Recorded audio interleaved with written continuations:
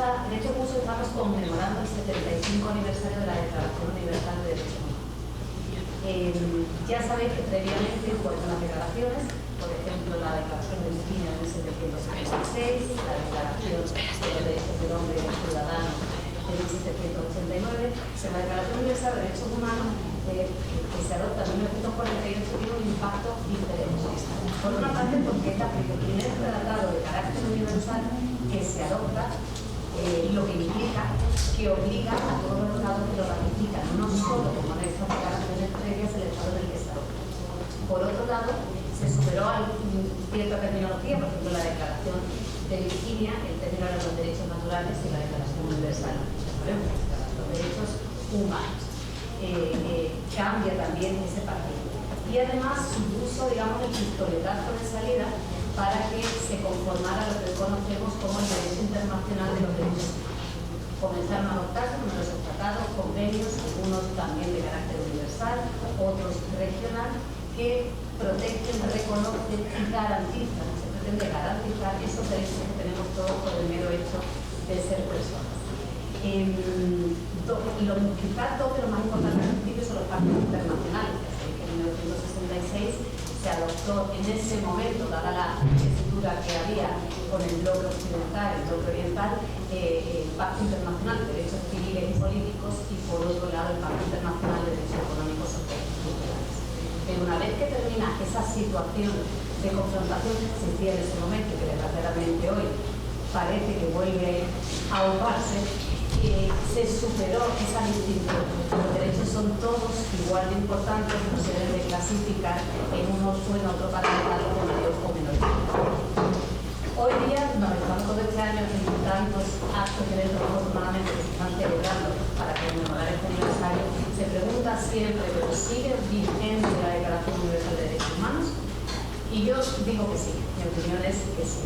Sigue, por supuesto, vigente y los estados siguen teniendo la responsabilidad de garantizar estos derechos. El deber de garantía es esencial en cualquier estado y también para la comunidad internacional. La Declaración Universal también provoca que la comunidad internacional adopte esas obligaciones de respetar y garantizar los derechos. Y eso parece también que es importante la tesitura actual en la que de repente vemos que se niega la existencia de algunos derechos, que se niega la violencia de género, que se le niegan derechos a los migrantes, y no podemos olvidar que los estados democráticos no niegan esos derechos, los garantizan. Todo lo que lo niegue no se deben de calificar a sí mismos como democráticos o al menos no lo veamos, no lo creamos así. Y tengo la suerte de moderar esta mesa con 4 personas a las que admiro mucho, que siguen sus carreras de siempre, desde que eran jovencitas, que van a hablarnos de retos. Estamos en el año 2023, a los 75 años, qué retos tenemos en el presente, qué vamos a tratar a futuro. Creo que todos los conocéis, Esteban Beltrán, Sonia Olea, María José, Tania, son defensores de derechos humanos, son profesionales muy activos, han estado, decir los currículos de ellos, pero los en internet porque es imposible y estaría la hora. Sabéis que Esteban es director de la sección española de la Amnistía Internacional, Sonia dirige el grupo jurídico en Cáritas, María José es presidenta de la Federación de Asociaciones de Derechos Humanos y trabaja en Movimiento por la Paz, Tania es presidenta de la Asociación de Derechos Humanos de España, es magistrada también, profesora, Esteban también. Si empezamos así no paramos porque los currículos les digo que son extensos y muy de habilidad. Así que sin más, lo que voy a hacer es ir dando la palabra para que contarnos qué retos veis, qué situación tenemos, en qué tenemos que centrarnos más. Sonia. Bueno, al ataque. Muy buenas tardes a todas y a todos, por los agradecimientos por este espacio, que siempre ha sido muy bienvenido tener espacios para hablar de derechos humanos, pero ahora mismo, y no solamente por lo que podemos estar viviendo aquí en el Estado español, yo acabo de estar hace 3 días en la Amazonía ecuatoriana y os puedo garantizar que el tema de la vulneración de derechos humanos es exponencial ahora mismo en cualquier rincón del mundo, y creo que tener un espacio, aunque sea a las 4 de la tarde con el calor, que por cierto aquí no lo hace, estamos muy a gusto, pues es una bendición. Voy a hablar como plataforma DES, hay aquí otras 2 personas más que pueden corregirme o luego en las preguntas pueden intervenir también, que están sentadas como alumnos y alumnas.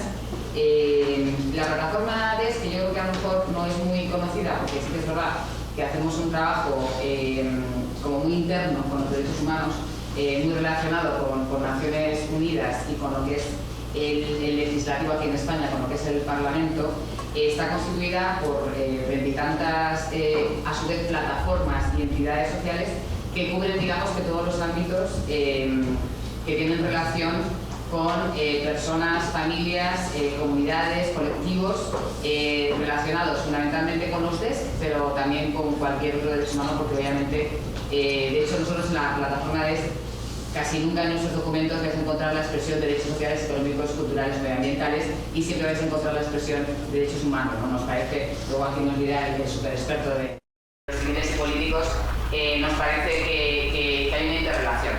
Creo que ese es uno de los primeros retos que nos seguimos encontrando y que los pocos que habéis podido estudiar algo de derechos humanos es lo primero que nos explican, pero que luego a la hora de hacer políticas públicas sigue totalmente separado.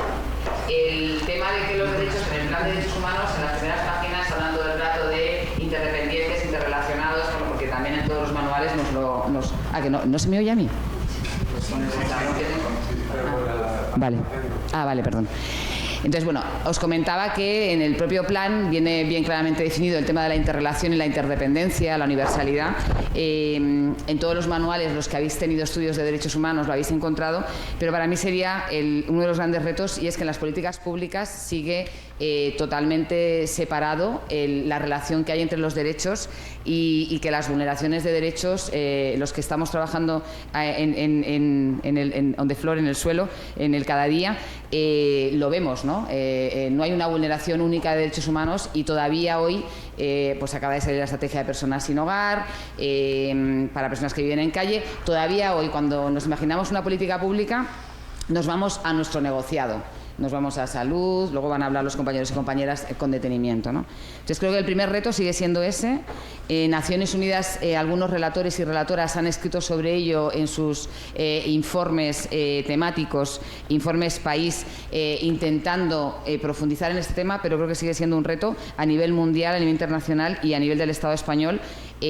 Aunque en algunos leyes ha habido algún cambio, sigue todavía repartido. Yo llevo esto, tú llevas esto, y totalmente diferenciado. Igual que se sigue pensando que los derechos civiles y políticos van por un lado y los económicos, culturales y medioambientales van por otro lado. Estamos viendo que no es así. Aquí tenemos ejemplos de grandes combatientes por el derecho a la vivienda que han vivido muy en sus carnes lo que es una ley mordaza que todavía sigue en vigor. Y voy a los retos fundamentales para la plataforma DES, para que puedan hablar los compañeros y sobre todo pasemos al debate. Nosotros tenemos tres líneas transversales que nos parece que son las líneas transversales en cualquier ejercicio de políticas públicas y cualquier ejercicio de legislativo en cualquier Estado. Nos toca el Estado español, ¿no? Digamos que en dos de ellas se ha avanzado en estos últimos años, que son el principio de no regresividad, que también está en el plan, también está contenido entre los principios que podéis encontrar en las primeras páginas del segundo plan de derechos humanos que ha aprobado nuestro Gobierno hace pocas semanas. Y el de no discriminación, que en el plan que tenéis viene diferenciado la no discriminación específica, ¿no? En concreto de la mujer, obviamente y necesariamente, y la no discriminación de otros grupos vulnerables que a su vez se nombran en el plan y que todos y todas conocéis, como son las personas mayores, niños, niñas y adolescentes, por supuesto movilidad humana, migrantes, refugiados, la opción sexual, etcétera, ¿no? En estos principios sí que es verdad que se ha avanzado, y el reto está y hablo desde el punto de vista de la plataforma DES, el reto está en que nos hemos encontrado normativas y Agenda 2030, tenemos la estrategia de personas en situación de sin hogar, no ha dado tiempo a la de pobreza, no ha dado tiempo a otras que se han quedado en medio.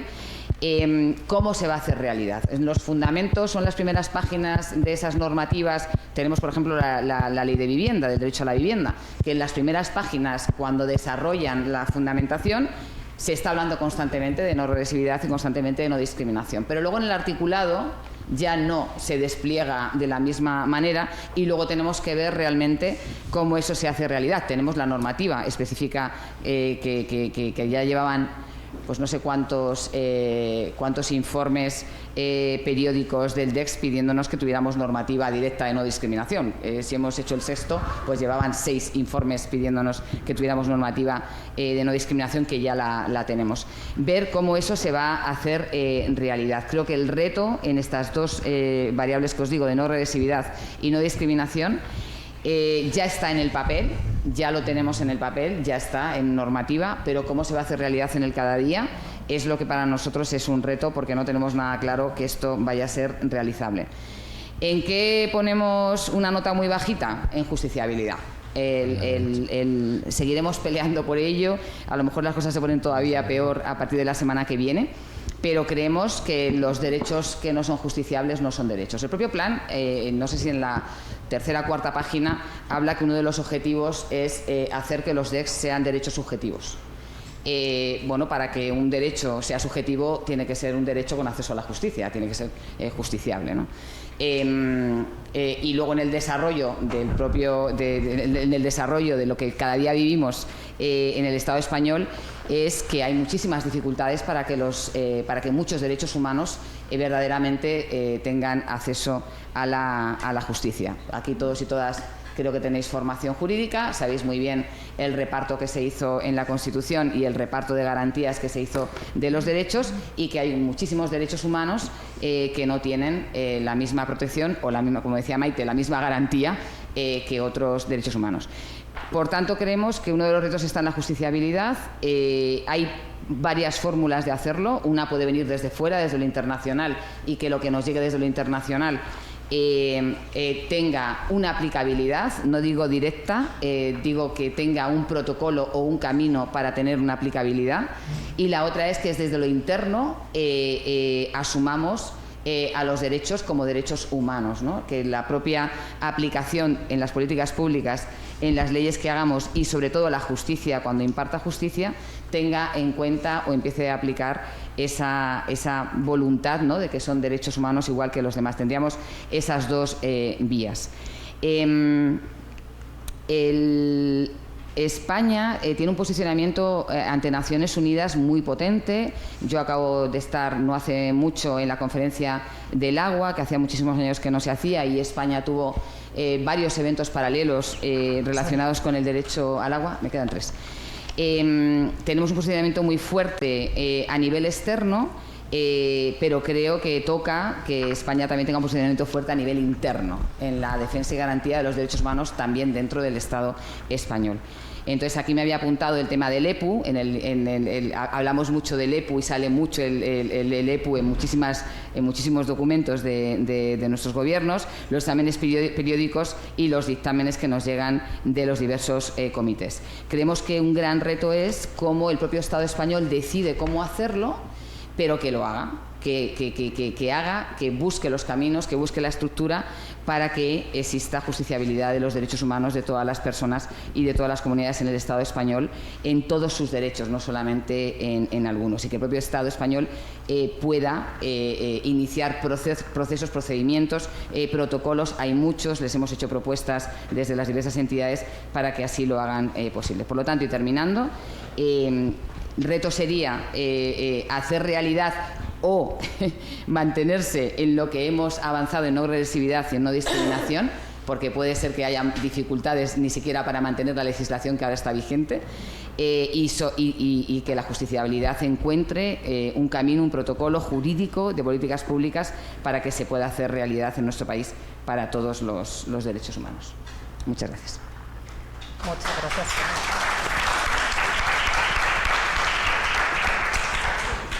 Gracias, Sonia. Esteban. Bueno, un placer de nuevo estar aquí, como en el caso de Sonia. Yo me voy a centrar más en una parte. Bueno, nos hemos dividido un poco la tarea, ¿no?, para no resultar especialmente aburridos. Sabiendo que era a las 4 de la tarde, hemos pensado vamos a dividir un poco la tarea, porque si no nos dividimos la tarea vais a morir ahí todos de sueño. Y entonces nos hemos dividido un poco toda la tarea. Entonces, pues a mí me ha tocado, o he propuesto, hablar un poco sobre lo que es el derecho a la protesta y la parte de tecnología y derechos humanos, digamos como una orientación. Digo esto también porque es lo que me toca y voy a hablar, pero que vamos, que a mí me encantaría hablar también de DES, me encantaría hablar de inmigrantes, de personas refugiadas, etcétera, etcétera. Del año 1966, primera vez que oigo a alguien hablar del año 1966, que es un año negro para la humanidad, pero que cuando yo pregunto a los alumnos, ¿y el año 1966 qué pasó? Ni idea. Y eso es porque, claro, los derechos humanos ahí se dividieron artificialmente. Entonces es la primera vez, la verdad que agradezco que lo hayas dicho, porque es la primera vez que oigo ahí que alguien dice pues que el año 1966, que nadie sabe qué pasó ahí, salvo probablemente algún disco de los Beatles, pues que el año 1966... Yo nací en el 66. Sí. Yo no. Yo tampoco. Y no vamos a dar Yo tampoco, como decía Dalí, yo tampoco. Bueno, entonces lo que voy a hacer, centrarnos sobre todo es en hablar de dos batallas civiles. Una batalla que tiene que ver entre la gente que se manifiesta pacíficamente y la represión de estos manifestantes. Esta es la primera batalla civil que hay. Y hay una segunda que tiene que ver con la tecnología, que es la lucha entre la tecnología como ariete para violar derechos humanos de una manera moderna, digamos, aunque tiene, y lo veréis en la intervención, elementos medievales obvios, y una sociedad civil mundial y nacional que quiere someter la tecnología a los derechos humanos. Esos son como los dos grandes batallas civiles que se dan y que voy a intentar explicar, ¿no? Al contrario de lo que nos podía parecer después del 75 aniversario y que ahora debemos hablar solamente de justiciabilidad de derechos económicos y derechos culturales o de cómo nos vamos a enfrentar a la mayor amenaza intergeneracional de la historia, que es el cambio climático en materia de derechos humanos, pues como decía un antiguo primer ministro británico, también tenemos que back to basics. Y los back to basics es volver a lo que es el derecho a la protesta y la represión pura y dura que se ha vivido durante muchos años y que hoy constituye un gran problema en materia de derechos humanos, ¿no? O sea, la erosión de nuestras libertades para protestar y expresarnos en los últimos años ha adquirido tintes de derrumbe. O sea, la que es quizá el elemento más fundamental que actúa como vehículo canalizador de otros derechos, que es el derecho a protestar pacíficamente, pues vivimos un tipo de derrumbe. Es decir, uso excesivo de la fuerza, a veces letal, detención arbitraria, intimidación, hostigamiento, todo encaminado a silenciar las voces críticas. Y eso ocurre en todo el mundo y voy a hacer un pequeño repaso, ¿no? Solamente para que veáis, luego voy a entrar a hacer algunas estadísticas más globales, pero voy a entrar brevemente en la parte regional. Por ejemplo, en África, en el último año ha habido se han sofocado protestas con uso excesivo de la fuerza en Chad, Guinea, Kenia, Nigeria, República Democrática del Congo, Senegal, Sierra Leona, Somalia, Sudán, por ejemplo. Las autoridades suspendieron o cerraron medios de comunicación en Ghana, Mali, Nigeria, Somalia y Tanzania. Es decir, en la época de los fake news, de las mentiras, también vivimos la represión medieval de los mensajeros y los defensores de derechos humanos. En América, bueno, lo que tengo es muy claro, en América, Bolivia, Brasil, Colombia, Guatemala, Honduras, México, Perú, Venezuela, se ha asesinado a defensores de derechos humanos, por ejemplo, a consecuencia de su trabajo. En Colombia, en Haití, en México, en Venezuela, se asesinó a periodistas. México registró el año pasado, el año más mortífero de su historia para la prensa, en un marco democrático, con 13 periodistas víctimas de homicidio. Y aquí hubo un elemento en el caso de Perú, y eso quiero mencionarlo, es que queda no es muy conocido, que las fuerzas de seguridad mataron a más de 20 personas, casi de los 40, pero ese matar a esos manifestantes tuvo un componente racista. Es decir, sobre todo se mató a personas indígenas. También hubo manifestaciones enormes en Lima y ahí prácticamente no murió nadie. La gran represión se dio sobre los pueblos indígenas y en zonas indígenas. Bueno, en Asia, muy brevemente, pues también estamos hablando en Sri Lanka, munición real, gas lacrimógeno contra manifestantes. Estamos hablando en Europa dos cosas muy interesantes.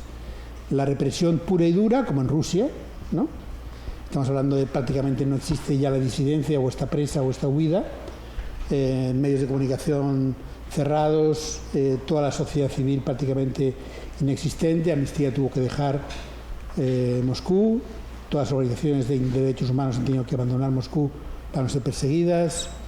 Se arrestó a 40 periodistas. Pero es interesante también cómo las democracias también erosionan los derechos humanos. Esto que os va a parecer es increíble, pero es así. No sé si habéis visto lo que ocurrió durante la coronación de Carlos, ¿no? en el Reino Unido, que hubo unos republicanos que protestaron pacíficamente con sus pancartas durante la coronación. Bueno, a ellos se les aplicó una legislación que confiere a la policía nuevas facultades para restringir protestas que hagan excesivo ruido o causen molestias. Claro, con esos elementos de causen molestia o excesivo ruido, pues las tamborradas acabaron, los tambores,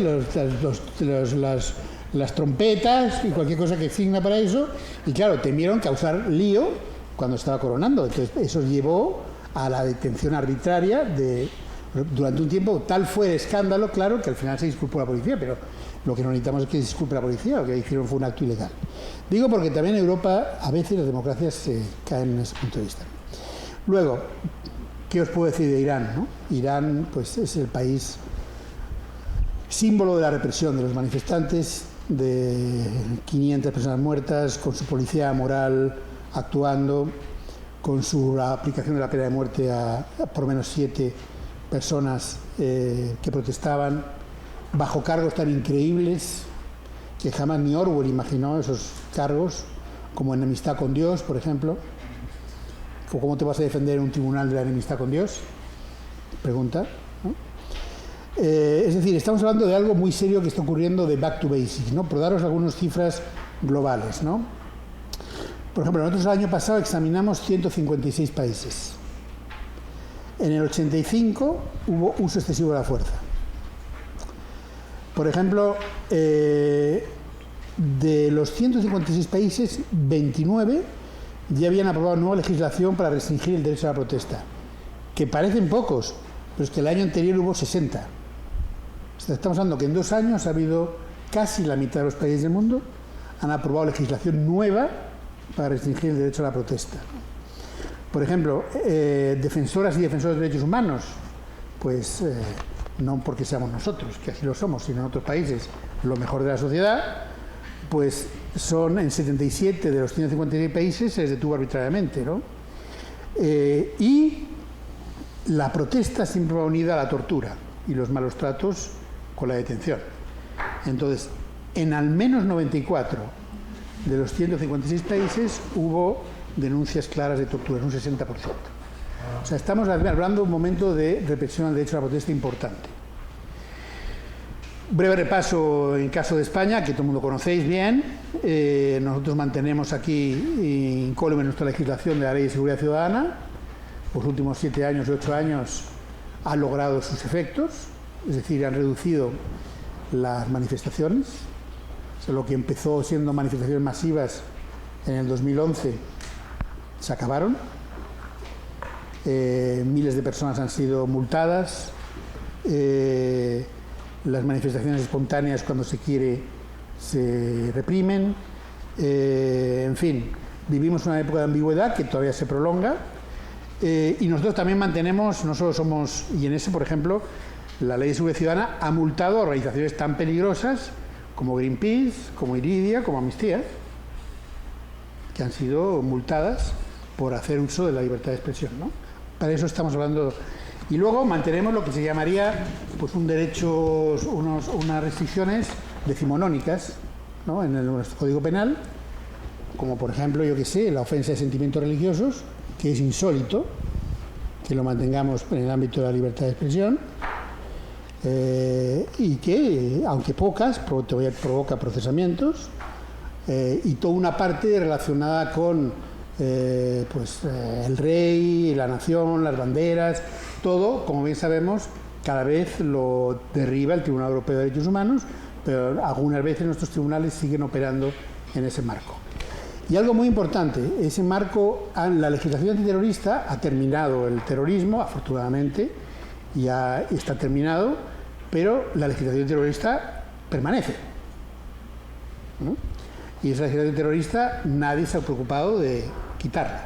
Esteban, 3 minutos. 3 minutos. La tecnología. Voy a tener que pasar a la tecnología rápidamente sin solución de continuidad. Entonces, y luego ya tengo soluciones. O sea, para que nadie se deprima mucho, tengo soluciones, pero luego si hay alguna pregunta bien intencionada, pues las contaré. La tecnología, voy a hablar de dos cosas fundamentalmente, de la inteligencia artificial y de lo que es el software espía, ¿no? Hay muchas más cosas de tecnología, pero para centrarnos en dos cositas, ¿no? La inteligencia artificial, o sea, es mucho antes. Bueno, voy a hacer una pregunta. ¿Quién sabe quién es Sam Altman? ¿Quién? Sam Altman. Sam Altman es el jefe de una que se llama Open Inteligencia Artificial. Y es el que ha dicho, el que crea la inteligencia artificial, el que la construye, es el que dice, cuidado, que hemos construido algo muy peligroso. Son los propios. Este Sam Altman es el mismo que dice que es muy peligroso, ¿no? Que no tiene regulación. Entonces, aquí el gran reto de la tecnología de inteligencia artificial, que tiene elementos importantes y beneficiosos, por ejemplo, en medicina y en otros aspectos, es un peligro enorme si no está regulada. Es decir, por ejemplo, aquí hay muchos ejemplos que tenemos, ¿no? Voy a comentar algunos muy brevemente en un minuto, que a ver si dejo el software espía para el último minuto. Pero, por ejemplo, en tecnología, estamos hablando de, por ejemplo, cómo la empresa tecnológica Meta utilizó y fue responsable de haber multiplicado y expandido durante años en Facebook discursos de odio racistas contra la población rohingya, por ejemplo. O, por ejemplo, estamos hablando de un sistema en el simpático Países Bajos. Por ejemplo, nosotros denunciamos el uso de perfiles raciales en el diseño del sistema algorítmico, que hacía que, por ejemplo, que siempre se señalaba como fraudulentas a personas de bajos recursos de Bangladesh, Nepal, etcétera, etcétera, y que cometían fraude con las ayudas. Se demostró que era falso porque el sistema algorítmico iba encaminado a eso. Es decir, hay varios aspectos de inteligencia artificial que lo que necesitan es una fuerte regulación. De hecho, se está trabajando sobre ello. Hubo una votación histórica el 15 de junio en la Unión Europea para que haya una ley que regule la inteligencia artificial en el marco de la Unión Europea. Brevemente, en el minuto y medio que me queda, utilización de software espía. Ha tenido suerte porque es que este tema me interesa mucho. Lo dejo para que yo le regale 2 minutos. ¿Cómo se nota que eres presidente? Está regalando 2 minutos. ¿Cómo se nota que eres presidente? Te voy a decir que si no regalas 2 minutos sobre esto, no me voy a colgar. Bueno, software espía. Esto es interesante, software espía. Software espía es lo están utilizando los gobiernos supuestamente para luchar contra el terrorismo, pero en realidad muchos gobiernos lo utilizan un poco para su propia, digamos, interés, ¿no? Y la represión que quieren dar, ¿no? Porque, claro, nos enfrentan con el falso dilema que ya no lo vivimos con Guantánamo y con toda esa época de seguridad o libertad, ¿no? Es decir, en que tenemos que utilizar determinadas cuestiones que no son perfectas para protegernos de los malísimos, ¿no?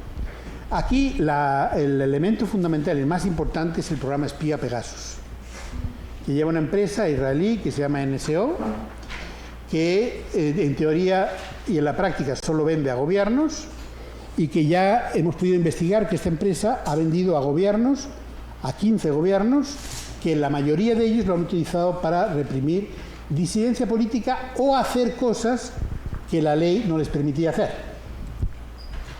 Y aquí esto es muy importante también porque hay este software espía sigue siendo no regulado y hemos visto los efectos que tiene. Hace 5 días un juez que está investigando qué pasó con el teléfono del presidente del gobierno y la ministra de Defensa dijo que archivaba la causa porque Israel no respondía a ninguno de sus llamamientos.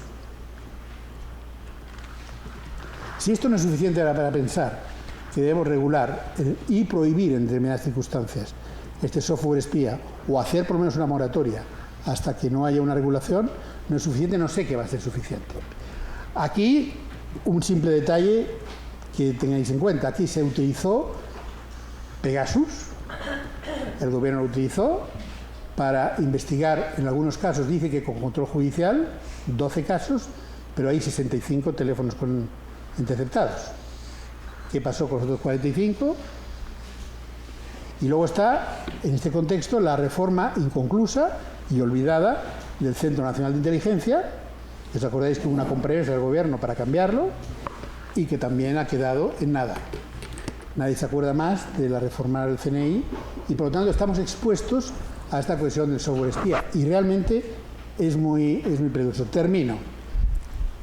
Se puede regular, se puede avanzar. El mismo Biden, por ejemplo, ha firmado una orden ejecutiva que limita el uso de tecnología de software espía por parte del gobierno estadounidense, el mismo gobierno. Se han apuntado 11 gobiernos a esta declaración, por ejemplo. O sea, se puede avanzar en materia de directivas europeas y se puede regular. Pero es importante que la tecnología vaya detrás de la regulación en materia de derechos humanos. Gracias.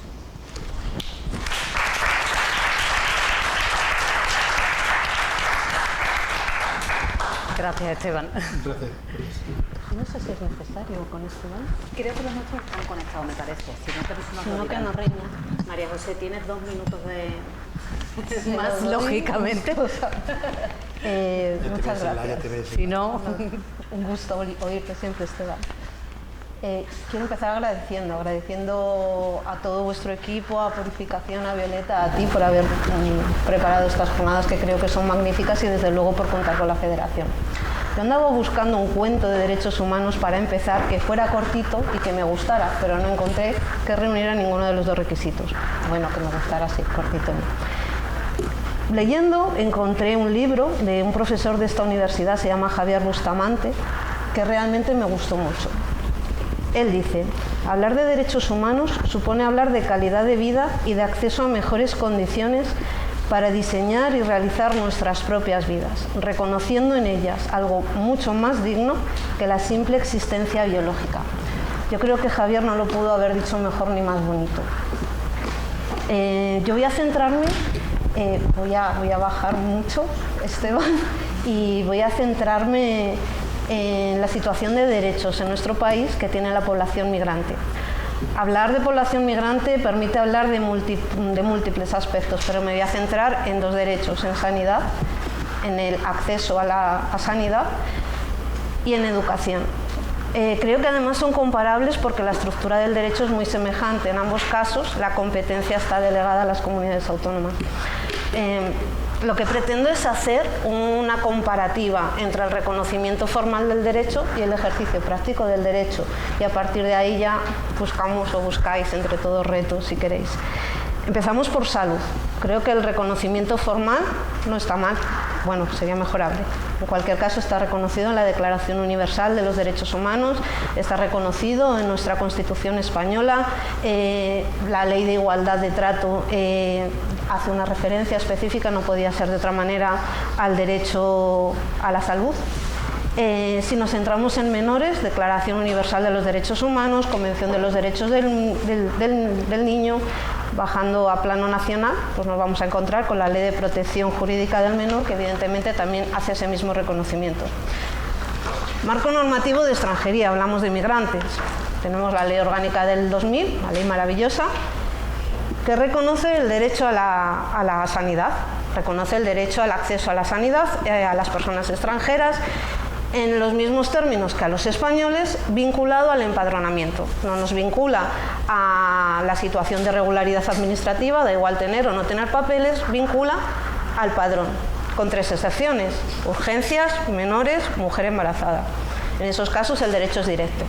Perfecta, la ley del 2000, no hay grandes problemas, pero llega el 2012 y hay 2 modificaciones legislativas que nos marcan profundamente. Por un lado, en abril se modifica la ley de extranjería y en esa regulación que se hace tan amplia, tan pormenorizada, para mí tan magnífica, del derecho del acceso a la salud, se pasa a remitir a lo que diga la legislación en materia sanitaria. ¿Qué pasa?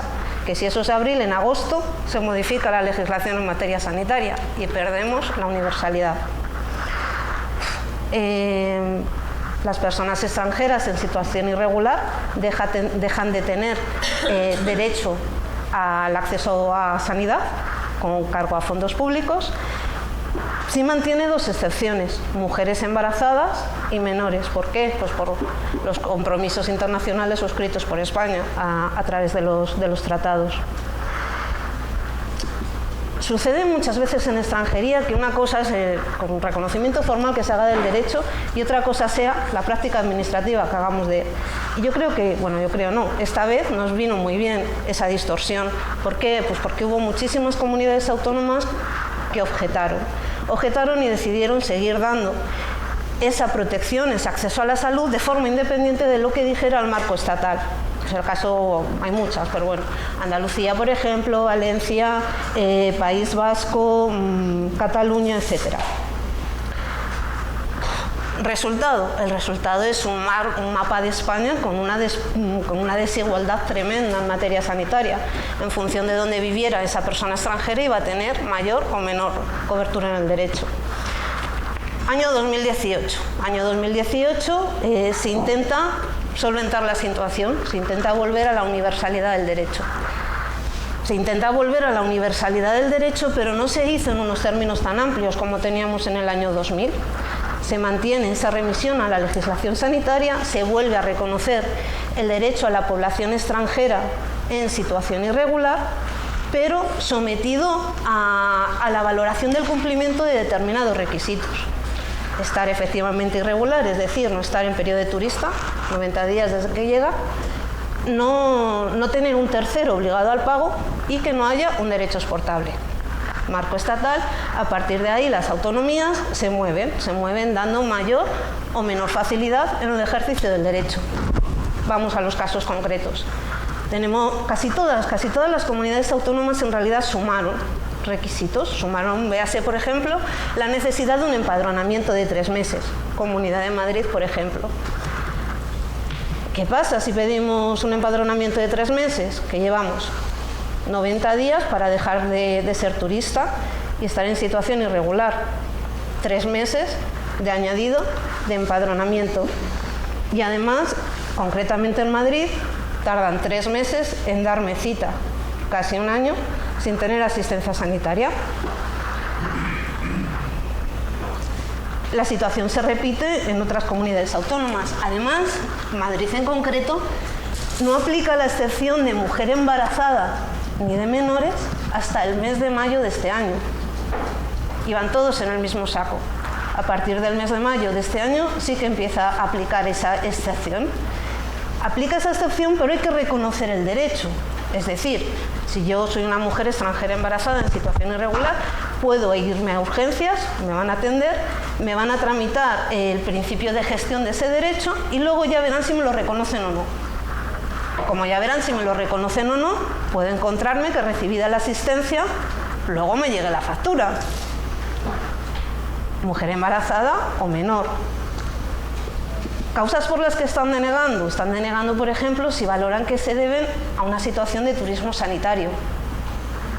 No estamos hablando de una operación estética, no estamos hablando de una operación menor, estamos hablando de menores con enfermedades muy graves y estamos hablando de mujeres embarazadas que no han tenido seguimiento y estamos hablando de mujeres embarazadas que querían abortar. Esto es así, vamos a dejarlo ahí en sanidad. Pasamos a educación. Y yo creo que en educación el plano normativo es muchísimo más claro. De nuevo lo reconoce la Declaración Universal, por supuesto, de nuevo, por supuesto, lo reconoce nuestra Constitución, el Pacto Internacional de Derechos Económicos, la Declaración de los Derechos del Niño, evidentemente la Convención de los Derechos del Niño, todo el mundo reconoce el derecho a la educación. Nuestra ley de extranjería. Nuestra ley de extranjería, no está mal, reconoce el derecho a la educación de los menores de edad, tanto en etapas obligatorias como en etapas posobligatorias. El derecho incluye el acceso a becas e incluye también continuar el curso si es que has alcanzado la mayoría de edad en ese año. Hasta ahí la normativa. ¿Con qué nos encontramos? Pues tenemos, por ejemplo, volvemos a Madrid porque lo conozco más que vivo aquí. Tenemos, por ejemplo, que el año pasado las instrucciones de matriculación de FP requerían tener número de identificación extranjero, no les valía con el pasaporte. ¿A quién nos cargamos? Población extranjera en situación irregular. Un montón de quejas de ONGs, recomendaciones del Defensor del Pueblo, recomendaciones de todas partes. Este año es verdad que las instrucciones de matriculación se han corregido y ya vuelven a admitir pasaporte. Pero, de repente, Castilla y León ha saltado con lo mismo. Melilla hay unos problemas tremendos de escolarización más o menos hasta el año 2020. Hay unos problemas tremendos por el carácter de ciudad fronteriza, porque por parte de la administración se argumenta que es que el domicilio no está en la ciudad autónoma, sino que está en Marruecos y esos niños van y vienen y por tanto no procede escolarizar. De nuevo, multitud de quejas de ONGs, recomendación del Defensor del Pueblo, el tema llega hasta el Comité de la Convención de los Derechos del Niño, parece que el tema está mejor. A ver, el tema está mejor, cierto es que en el 20 se cerraron las fronteras y es que no han podido salir, o sea que es que el domicilio tiene que estar en Melilla. Bien, el caso es que el tema está mejor, pero estamos empezando a recibir quejas, por ejemplo, de acceso a bachillerato. ¿Abarca la norma el acceso a bachillerato? Parece que sí. Acceso a becas. De nuevo, la normativa hace un reconocimiento muy claro de que el derecho incluye el acceso a becas. ¿Con qué nos encontramos? Nos encontramos con que para solicitar ese acceso no me vale mi pasaporte. Necesito otra vez número de identificación de extranjero. Sacamos fuera extranjeros irregulares. Pero es que además, para valorar si tengo o no tengo recursos económicos, me piden la declaración de la renta. Por lo mismo. Pero es que además es que tengo que ser titular o cotitular de una cuenta corriente. ¿Amparo normativo? Pues yo creo que no tienen. ¿Se vulneran derechos? Yo ahí lo dejo. Gracias.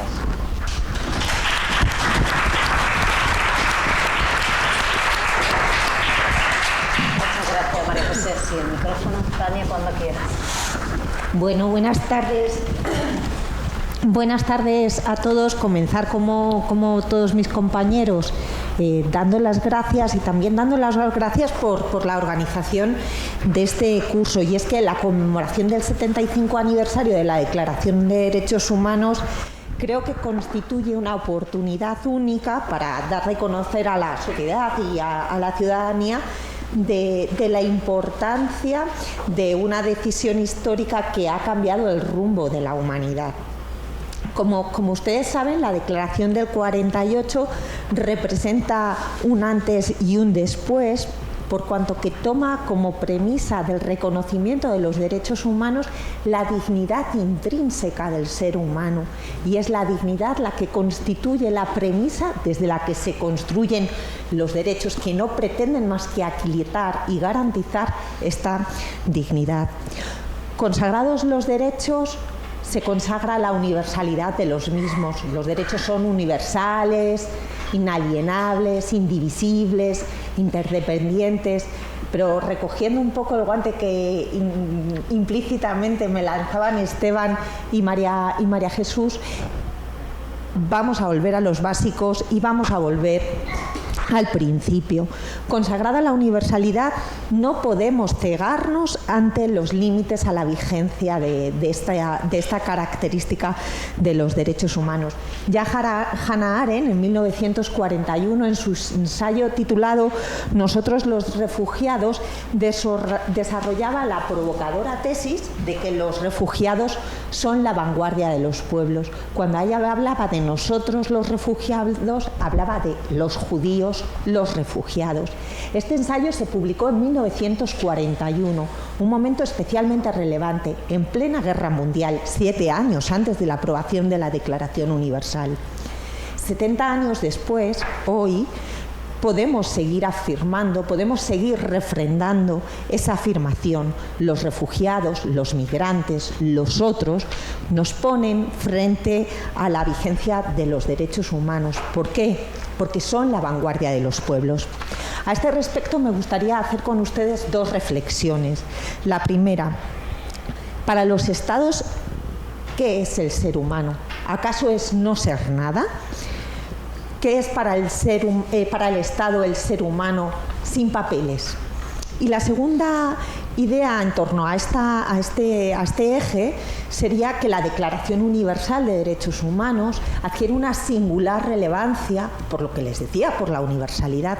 Sin embargo, tal como se desarrolla la configuración de los derechos en principio universales, parece que entroncamos con la Declaración de 1789, la Declaración de Derechos del Hombre y del Ciudadano. El artículo 1 de esta Declaración de 1789, fíjense qué curioso, establece que todos nacemos iguales. Y si vamos al artículo 3, sienta que serán iguales y libres solo los ciudadanos, aquellos que tengan papeles. Efectivamente, frente al paradigma de 1789, la Declaración Universal de Derechos Humanos avanza y pone a su disposición un amplio marco del derecho internacional de los derechos humanos para garantizarlo, pero no podemos cegarnos de nuevo. El problema y sigue ahí. ¿Qué hacen nuestros estados? ¿Qué hace nuestro contexto regional, transnacional, con los más vulnerabilizados, con los más fragilizados? Y repito, vulnerabilizados y fragilizados porque no considero que nadie sea per se vulnerable o frágil. ¿Qué camino estamos recorriendo? La conquista humanitaria de Europa, como concluía Arendt en su ensayo de 1941, está en franco peligro. Asistimos a la construcción de un laboratorio de vaciamiento de los derechos humanos. Sé que esta afirmación es muy grave y creo que les puede sorprender, pero tengo razones para sostener esta afirmación. Y las razones que refrendan o que sostienen esta afirmación se encuentran fundamentalmente en la jurisprudencia del Tribunal Europeo de Derechos Humanos. Fíjense qué paradójico. Voy a ponerles solo 2 ejemplos, porque el tiempo me apremia y la hora no me acompaña. El primero de los ejemplos sería la sentencia NDNT contra España de la Gran Sala. Fíjense lo que afirma esta resolución y me voy a permitir, si ustedes me lo permiten, leerlo literalmente. En su párrafo 242, por si ustedes quieren regresar sobre este extremo, establece el tribunal: los demandantes se pusieron en una situación ilegal al intentar deliberadamente entrar en territorio español, incumpliendo las disposiciones del convenio Schengen.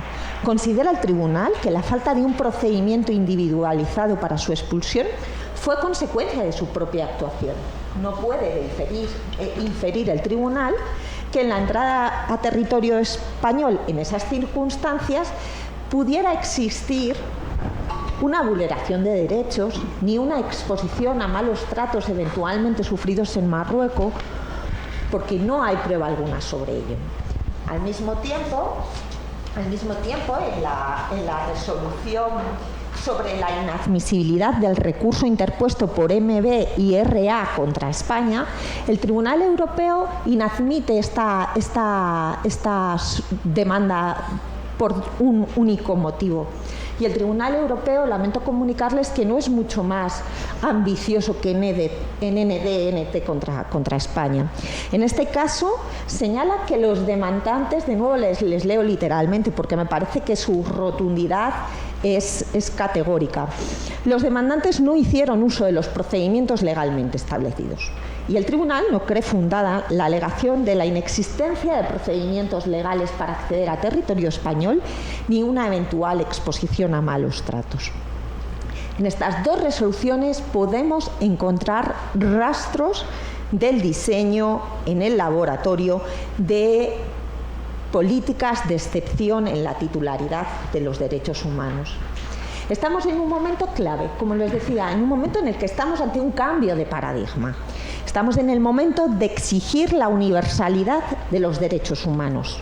Tenemos un deber de memoria, como señala el propio preámbulo de la Declaración Universal de Derechos Humanos, cuando sienta que la declaración nace ante actos ultrajantes para la conciencia de la humanidad.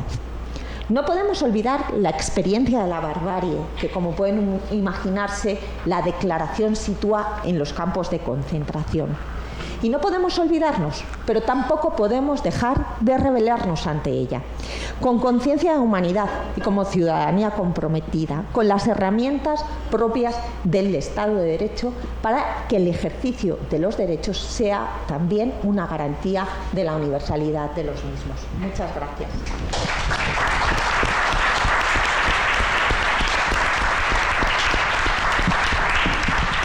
Bueno, muchas gracias a los cuatro. Vamos a abrir el debate. Voy a citar primero los retos que nos han salido y así ustedes pueden o preguntar sobre ellos o incluso dar su opinión.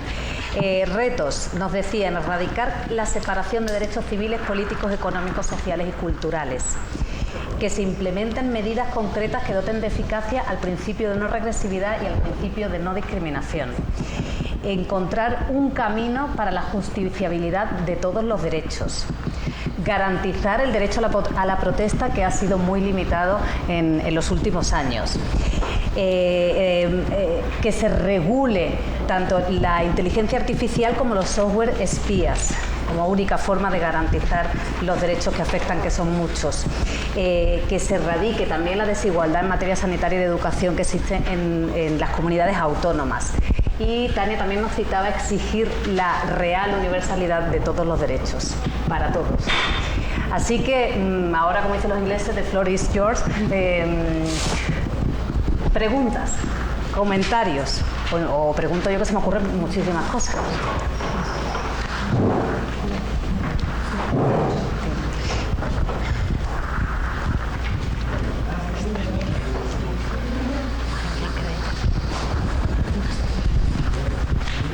Hola, buenas tardes. ¿Me escuchan? Sí. Mi nombre es Clara y bueno, trabajo en la Comisión Española de Ayuda al Refugiado. Entonces me ha encantado escucharlas a todas hablando sobre el derecho al asilo y quería pues lanzar pues al hilo de lo que decía la moderadora un poco esta cuestión y específicamente hacer una pregunta tanto a Sonia como a María José en relación con la justiciabilidad de los DESC para las personas migrantes y solicitantes de asilo. Porque bueno, quería preguntar específicamente como que cuál es el camino, porque desde CIAR hemos estado analizando mucho todas estas barreras que principalmente son prácticas administrativas para acceder a los derechos pues con la sanidad, la educación y que, bueno, el propio acceso al asilo. Entonces quería preguntaros pues cuál es el camino, cuál creéis que es. Y luego otra pregunta para Esteban Beltrán en relación con la tecnología, porque comentaba usted que la tecnología tiene que ir siempre después de la regulación, ¿no? Entonces lo que estamos viendo en materia de asilo es que realmente la inteligencia artificial ya se está utilizando, por ejemplo, para controlar las fronteras y para impedir que las personas lleguen, y todo lo que se está desplegando en Ceuta y Melilla, por ejemplo, es muy grave. Entonces también cuál es el camino en España, por ejemplo, si cree que a lo mejor el desarrollo legislativo de una normativa de inteligencia artificial podría complementar las lagunas de esta EU Act, ¿no? Y si también cree que a lo mejor haría falta como una convención internacional, probablemente del Consejo de Europa o algo así. Y esas son mis preguntas. Gracias. ¿Alguna más? Si repescamos quizás varias, que vayamos por bloques.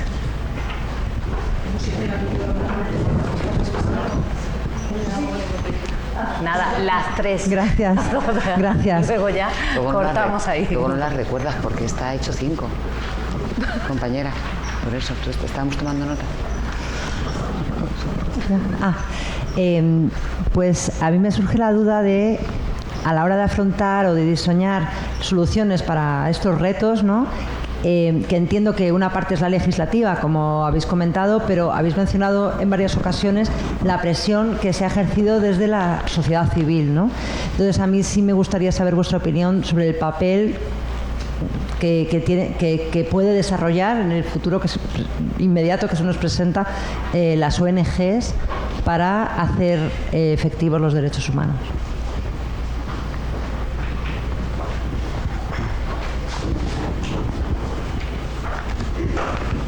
Buenas tardes, mi nombre es Belén Martínez, vengo de la Fundación HelpAge, trabajo con personas mayores porque no somos muy conocidas, entonces yo ya digo el ámbito.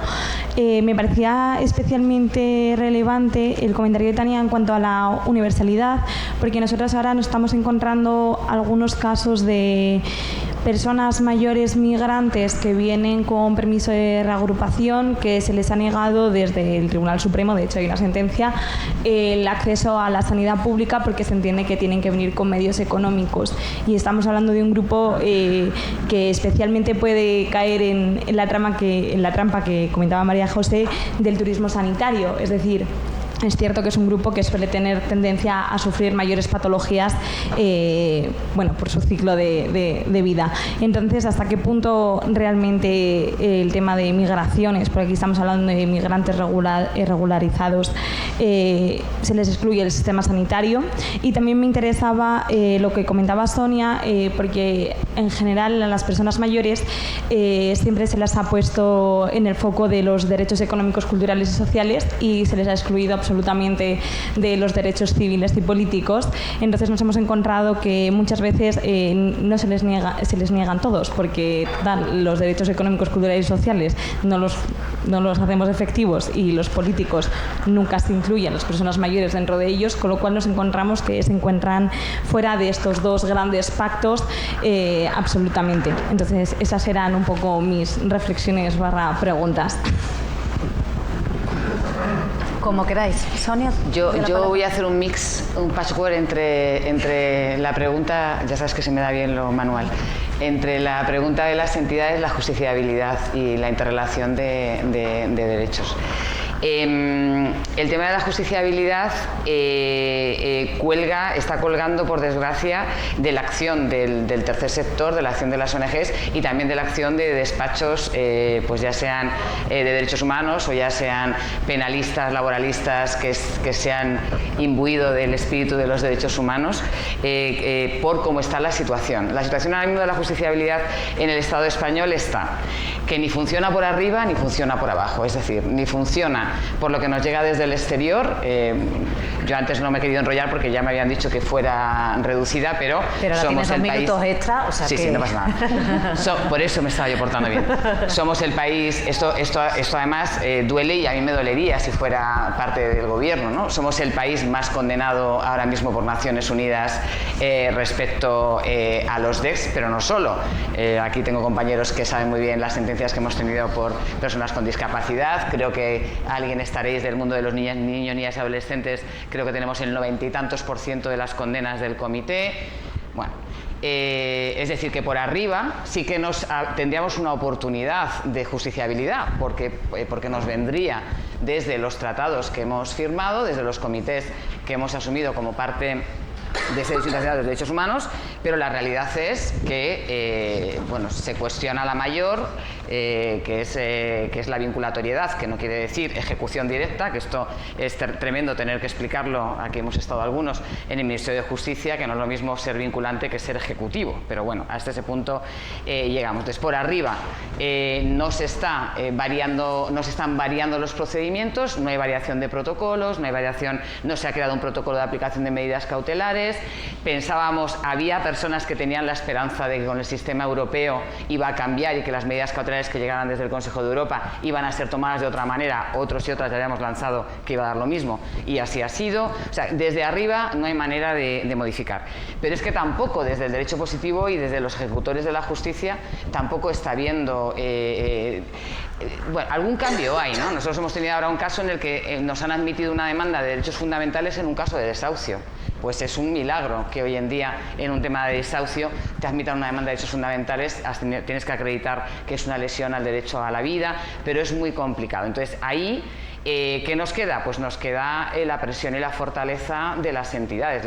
Son las entidades las que están diseñando la reforma de la ley, son las entidades las que están haciendo las propuestas de protocolos de aplicación, son los trabajadores juristas, que estáis aquí muchos, los que estáis siendo creadores de modificaciones legales y de legislaciones nuevas, y lo que nos quedaba ahora era conseguir que eso fuera efectivo. Y voy a otro tema. No tenemos enfoque de derechos humanos en la creación de políticas públicas y legislación. Al no tener enfoque de derechos humanos a la hora de hacer el diagnóstico y a la hora de diseñar la respuesta, ya sea por una ley, un reglamento o por una política pública, una estrategia, un plan, si no tenemos hecho un diagnóstico con enfoque de derechos humanos sustentado en los tratados que tenemos firmados, luego, lógicamente, no hay lo que me hablabais ahora de esa interrelación entre derechos. Si no hay enfoque de derechos humanos, seguimos teniendo normativas diseñadas para partes de la realidad y para colectivos específicos de la realidad. Por cierto, los que votan. Luego los colectivos que no votan pues suelen quedar bastante al margen de este tema. Entonces, creo que ahí también es el tercer sector, también metamos a la academia, alguna parte de la academia que ya empieza a contener en sus sistemas formativos el enfoque de derechos humanos. El enfoque de derechos humanos no es un tema hasta hace muy poco tiempo de cooperación internacional, que para obtener una subvención de un proyecto en África, en Asia o en América Latina te exigían el enfoque de derechos humanos. No sé cuánta gente estáis aquí del ámbito de la cooperación internacional, pero de eso conocíamos el enfoque de derechos humanos. Era una exigencia para que te pudieran dar la subvención para hacer. Eso no es el enfoque de derechos humanos, es otra cosa.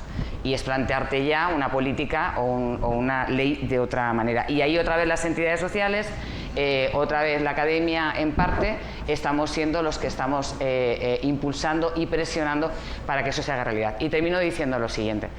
En Cáritas hemos tenido esa experiencia, pero creo que la hemos tenido muchos. Lo que nos impulsa a ir a Naciones Unidas y lo que nos impulsa a tener presencia en Naciones Unidas, en nuestro caso, fue fundamentalmente la vivienda, y quien procuró y quien hizo realidad y quien impulsó fueron las personas vulneradas. Nosotros decimos personas vulneradas, no vulnerables, las que están siendo vulneradas ya por los derechos, ¿no? Apoyando lo que has dicho, sí. Apoyando, a favor de lo que has dicho.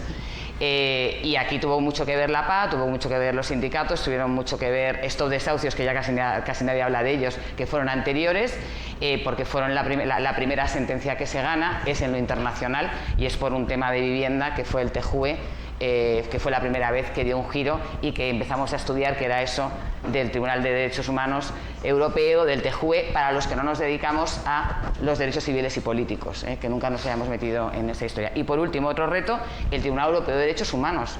Cuidado con el Tribunal Europeo de Derechos Humanos, que está siendo más retrógrado y más conservador que el TJUE, que esto es muy duro, que el TJUE es un tribunal protector de consumidores, que el TJUE, las sentencias que ha dado contra España por vivienda ha sido por proteger al consumidor, no por proteger a una persona vulnerada en un derecho humano.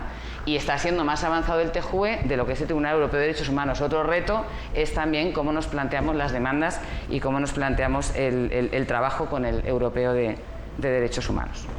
Eso. ¿Quién quiere continuar? Porque tenéis todos, si quieres, continúo yo. A ver, creo que voy a contestar todo junto. Si se me olvida algo, me reñís. Justiciabilidad de solicitantes de protección internacional. Yo no me he querido meter en protección internacional porque mañana tenéis a Estrella, o sea que yo me callo. Solicitantes de protección internacional, es que hay un mundo por decir y se están vulnerando pues 1000 derechos. Desde sanidad, que deberían tener un reconocimiento directo y no se está teniendo y está habiendo muchísimos problemas, a que es que no hay citas, debe ser que no hay solicitantes de protección internacional. El papel de la sociedad civil es el que nos comentaba Sonia, y vamos desde la función Pepito Grillo y el poner queja y poner queja y poner queja. Creo que la figura del defensor del pueblo siempre nos va a venir muy bien. Y yo solía decir hace unos años que el legislador legislaba en materia migratoria y a Dios gracias luego ya el Constitucional arreglaba. Por ejemplo, la ley del 2000 fue como algo milagroso. Sale en enero, en diciembre se dan cuenta de lo que han hecho y modifican un montón de artículos, entre ellos el derecho a educación, que lo limitan a personas residentes. Es el Constitucional quien, por instancias de procedimientos judiciales de un montón de ONGs, vuelve a tumbar y repone el derecho. Los tribunales hay que usarlos. Problemas, la sociedad civil cada vez tenemos menos recursos. Y eso es una grave dificultad. Menos recursos y el tiempo que nos supone en los que estamos sin derechos hasta que haya un pronunciamiento firme. Sanidad pública y mayores reagrupados. Pues es que no hay un reconocimiento. La ley excluye a los procedimientos donde la normativa de extranjería requiera tener un seguro propio. Y hay muchos procedimientos. Hay muchos procedimientos, véase, en el ámbito comunitario, tú no puedes ser una carga, también desde el año 2012, que poco se habla del año 2012. Desde el año 2012, en ámbito comunitario, que parece como más VIP y más protegido, igual que debiera ser protección internacional, se exige que para dotar de residencia al familiar de un ciudadano de la Unión no vaya a ser una carga para el sistema social. Seguro médico privado, pero es que en la ley de extranjería hay algunas residencias que también exige tener ese seguro médico privado, y además se producen situaciones súper absurdas. Tenemos, por ejemplo, multitud de residencias humanitarias tramitadas por enfermedades graves sobrevenidas. España ha dado la residencia porque la persona está enferma de forma sobrevenida. Perfecto, bien. Renovamos y la opción legal para renovar es residencia no lucrativa, no porque sea realmente una residencia de uno que tiene recursos para vivir de las rentas, sino porque es la opción que dan.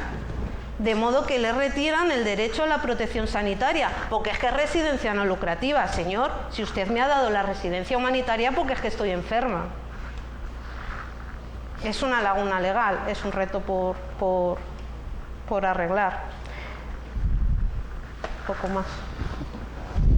¿Quién continúa? Esteban. Bueno, si queréis. Dos cosas. Una sobre tecnología y derechos humanos. Claro, la tecnología va por delante de los derechos humanos. Esto es así. Esto no es... Entonces, lo que es importante es que poco a poco logremos ajustar el paso, ¿no? Y que realmente la tecnología no pase como con las empresas. Que no hemos encontrado una forma de regulación internacional de las empresas multinacionales como no sea el elemento de respetar los derechos humanos, como decía el relator, no hay nada más. Entonces, en tecnología tenemos que avanzar al intentar agarrar el paso, ¿no? Esto es importante porque, y mientras tanto, ir metiendo cuestiones de derechos humanos. Por ejemplo, este año se va a crear en España, o se iba a crear la Agencia Algorítmica Española. Los algoritmos ni son buenos ni son malos. Todo depende de que haya una cuestión de derechos humanos o no metida dentro. Por ejemplo, lo que tiene que ver con la inteligencia artificial. La inteligencia artificial, claro, ahora mismo tenemos la suerte o la oportunidad de, en el marco europeo, de tener una regulación de inteligencia artificial. Pero es interesante el único aspecto que han dejado fuera de la parte de regulación de la inteligencia artificial, que es, sorpresa, sorpresa, migración y refugio. Que eso, como no necesitan regular, no necesitan manos libres para hacer las cosas sucias que hacen, es así, pues no han perdido la parte de inteligencia artificial en esa parte, en otra sí, pues habrá que avanzar en esa parte. No he mencionado una cosa de tecnología que es importante y es, seguro que esto os pasa a todos y a todas como me pasa a mí. Hace poco murió el escritor Kundera y se me ocurrió decir, bueno, voy a ir a comprar algunos libros de Kundera, ¿no? Y a ver, porque hace tiempo que no lo leo. Entonces, me empecé a navegar donde los tenían y tal, y ahí es hasta hoy, y llevamos 4 días, y cada vez que me meto en internet aparece Kundera. Entonces, y como si Kundera fuera la parte de mi vida más importante del mundo. Y cuando todos pasa lo mismo, ¿a que sí? Cuando metéis una cosa, ¿eso qué significa? Significa que las empresas están operando, esas empresas, Facebook, Twitter, etcétera, están operando con nuestros datos. Con nuestros datos. Es decir, lo que aparentemente parece algo gratuito, en el fondo lo que significa es que el producto somos nosotros. Y cuanto más información tenemos de eso, de nuestra privacidad, de nuestros gustos, es otro aspecto regular. O sea, la tecnología tiene una cosa infinita. Lo importante es encaminarnos hacia la regulación internacional, porque no hay lugar más, digamos, cruza fronteras que la tecnología y cruza personas. Y un último aspecto que quiero mencionar y que no se ha mencionado aquí, pero que me parece importante, relacionado con la sociedad civil. La sociedad civil, de derechos humanos, de lo que sea, no podemos solamente hablar de minorías. Es importante también que nos dirijamos a las mayorías. Por supuesto que vulnerables, vulneradas, etcétera, etcétera, debemos trabajar sobre eso. Pero hay aspectos que debemos convencer a la gente que son importantes. Por ejemplo, conseguir que la atención primaria en España tenga el 25% que recomienda la OMS no es una cuestión que solo afecte a inmigrantes, refugiados, a cada uno y cada uno de nosotros. Vivienda, jóvenes. O sea, una política de vivienda para jóvenes. Que haya un parque público relevante europeo, español de vivienda pública. O sea, es importante que también la gente entienda que los derechos humanos son también para mayorías.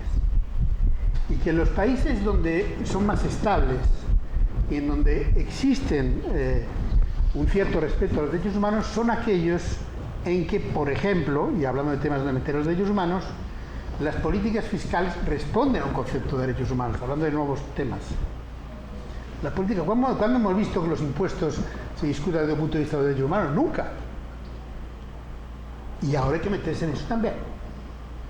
Y tenemos que estar atentos a lo que la gente... No demonicemos a la gente que vota a determinada gente, sino pensemos también en lo que les preocupa. Pensemos que les preocupan cuestiones de seguridad, de identidad. Y todo eso tiene que ser parte de nuestro trabajo de sociedad civil en materia de derechos humanos.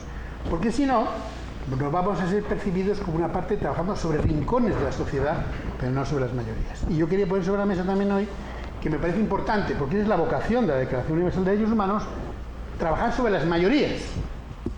Y que las mayorías también tienen derechos y debemos estar atentas a lo que piensan. Vale. ¿Quieres tú añadir algo de la pregunta del asilo? No, pues Isabel, creo que tenía una pregunta. Hácela ella. Pues sí, seguimos.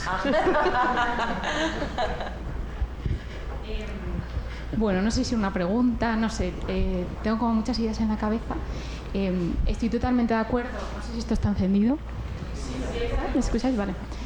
En el que tenemos que hablar a las mayorías. Creo que nos situamos en una posición en la que las personas en situación de vulnerabilidad, o sea, cuando la vulnerabilidad está en el otro y no está en nosotros, ¿no? Con todo el cambio climático creo que también lo estamos viviendo en primera persona y no somos conscientes de que las personas que sufren derechos humanos también podemos ser nosotras, ¿no? Entonces esa perspectiva creo que se nos pierde. Tengo una pregunta muy concreta y otra como un poco en el campo de las ideas. La pregunta súper concreta es para Sonia, y en qué consiste un poco ese protocolo jurídico que estáis proponiendo desde las entidades, ¿no? Para la justiciabilidad, porque más allá del debate sobre la vinculatoriedad o no, a mí me ronda siempre en la cabeza la idea de cómo vamos a implementar o sea, cómo podemos hacer ejecutables decisiones de comités de Naciones Unidas que establecen una serie de reparaciones que nuestro propio sistema nacional no prevé, ¿no? Y una serie de recorridos más allá del económico, que creo que es donde estamos ahora y que para mí es corto de miras, ¿no? Es decir, las personas necesitan otra serie de reparaciones que no preveemos. Entonces esa es la pregunta concreta, y en el campo de las ideas va para Esteban sobre todo este tema de la tecnología y es, ya que tenemos unos sistemas tecnológicos que directamente vulneran los derechos humanos, pero que además no se han desarrollado sobre la base de ninguna legislación, quizás estamos manteniendo un debate sobre un sistema que ya está obsoleto. Es decir, quizás deberíamos regular o caminar hacia un sistema más allá del que nos rodea, un sistema tecnológico, un sistema que viva en el área del Internet y en el área de la tecnología, más allá del campo terrenal. No, quiero decir que igual es algo distópico, pero creo que está más cerca de lo que nos imaginamos. No sé si se entiende la pregunta. No te entiendo mucho. Vale. Yo tampoco, me he perdido. Lo que comúnmente hoy conocemos como sociedad, creo que va a llegar un momento en el que quede obsoleto o que incluso podamos llegar a otro tipo de sociedades que operen en un ámbito que no sea el terrenal, sino que sea pues en Twitch, que sea en plataformas digitales, pero que pues personas que ya desarrollan una personalidad diferente ahora mismo a través de juegos tecnológicos, pero que puedan llegar a en otros ámbitos, ¿no? Entonces, un poco esta idea me surge en un ámbito muy concreto, que puede ser la captación de personas para la explotación a través de medios tecnológicos, pero no tanto desde el medio tecnológico, sino porque realmente vivimos en una sociedad paralela. Entonces, si no llegamos ahí y regulamos todo y pensamos en vamos a intentar desarrollar un sistema, que la tecnología se adapte a los derechos humanos. Bueno, es que igual tenemos que pensar más allá y pensar en ese otro sistema que todavía no tiene ninguna regulación, ni de derechos humanos ni otra. No sé, son ideas que me vienen a la cabeza y que igual no tienen sentido. Y muchas gracias. Sí, sí. Yo te contesto rápido porque también está muy en proceso, porque tú has participado en espacios que hemos tenido de juristas con este tema. Vamos a ver, tenemos también un problema, por ejemplo, es que el Tribunal Europeo de Derechos Humanos, en las pocas condenas que ha tenido en el caso de vulneración del derecho a la vida en relación a DESC, a ver si me seguís, porque nunca ha podido condenar en relación a DESC. Siempre ha condenado a través del derecho a la vida, el derecho a la familia, el derecho al domicilio, el derecho a la integridad física. Entonces, la condena que ha habido por casos de DESC, porque se lesionaban esos derechos, han sido cuando digamos que el malo de la película era el Estado. Cuando el malo de la película no era el Estado, por ejemplo en vivienda, las condenas que ha habido por desalojos, por dañar el derecho a la vida, ha sido cuando la propiedad del suelo o de la vivienda era pública. Si era de un privado ya no, porque el derecho a la propiedad está por encima del derecho humano a la vida en este caso. He dicho eso, propiedad por encima del derecho a la vida. Entonces ahí tenemos una dificultad a la hora de diseñar también procedimientos que en algunos casos tenemos dos caminos, el camino jurídico y el camino de la incidencia política con modificación de leyes o modificación de políticas públicas. Incluso el camino jurídico tenemos que seguir manejándolo muy bien porque estamos teniendo este problema con el Europeo de Derechos Humanos. En el camino de la incidencia política y aquí hay personas que también están trabajando en ello, nos hemos planteado por un lado ir a la mayor sería la reforma de la Constitución, luego no, y menos ahora a ver quién se pone a modificar la Constitución, entonces nos vamos a intentar modificar o crear una nueva ley que diga, en una ley quede claro que lo que llega del derecho internacional de los derechos humanos, de los tratados ratificados por España, tienen una fórmula de terminar siendo ejecutables en el Estado español. Hemos planteado la reforma de la ley de tratados, se han planteado diversas posibilidades. Y luego está un tema, que vamos al tema que tú sabes que a mí más me importa, que es que no se repitan las cosas y que las víctimas sean reparadas, no solamente desde lo monetario. Hemos hecho propuestas de protocolos de medidas cautelares que cuelguen de un conocimiento de la reparación y de la garantía de no repetición. ¿Qué problema tenemos? Que si no hay enfoque de derechos humanos en las políticas públicas en general, porque no es algo habitual, tenemos un espacio que tiene la Administración Pública, que ahora no me sale el nombre, que evalúa las políticas públicas y evalúa sin enfoque de derechos humanos. Lo digo así porque lo he hablado con las personas que lo hacen. No os cuento la poca experiencia que hay y el poco conocimiento de reparación de víctimas y garantía de no repetición. Entonces, por la experiencia que tenemos muchas de las entidades que estamos aquí, que también estamos en otros espacios internacionales, sobre todo con quien más sabe de esto, que es la CIDH y la Corte Interamericana de Derechos Humanos, estamos intentando ir metiendo la conceptualización de lo que es reparación de víctimas y de lo que es garantía de no repetición de una manera amplia de interrelación de derechos humanos y con enfoque de derechos humanos. Entonces, ha habido alguna propuesta de protocolos que se han hecho, están por ahí escritos y bueno, vamos a esperar la próxima legislatura para volver a intentarlo. También una acotación al vídeo que dice Sonia. Yo creo que hay una parte ya hecha, son sobre casos individuales. Cuando hay un fallo de comités en caso de casos individuales, sí que hay ya una doctrina del Tribunal Supremo de considerarlos de obligado cumplimiento por parte del Estado. O sea, hay por lo menos un camino en que se puede ir avanzando desde ese punto de vista. La parte de tecnología, claro, o sea, la sociedad va a cambiar, la sociedad está cambiando, va a haber una parte de la sociedad presencial y una parte de la sociedad virtual. O sea, eso es lo que la sociedad va a ser, es algo muy diferente, igual que antes el periodismo eran los intermediarios entre la sociedad y los gobiernos, pues ahora ya no son. Ahora ya hay redes sociales, hay otros aspectos y por supuesto que hay un cambio. Esto también al principio de Internet el debate fue, debemos tener Internet como una herramienta propia, potente y regularla, o puede ser parte de toda la discusión sobre libertad de expresión, etc.